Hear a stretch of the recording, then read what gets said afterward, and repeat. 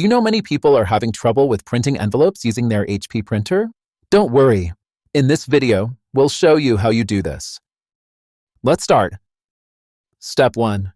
Open tray. Open tray 1 of the printer and ensure no other paper is loaded. Step 2. Adjust guides. Slide the paper guides to the edges of the tray for proper alignment. Step 3. Load envelopes. Place the envelopes in the tray. Keep them in portrait with the side to be printed facing down.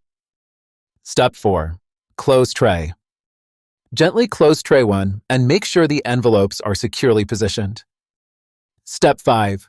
Set preferences.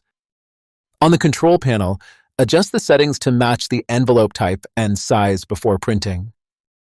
Now you should be able to print envelopes effortlessly using your HP OfficeJet Pro 9135E. Still need help? Visit our website for the complete manual. There you will also find questions and answers from other HP users. Did you find this video helpful? By subscribing, you help us continue to answer users' questions. So, subscribe to our channel. Thanks for watching and see you in the next video.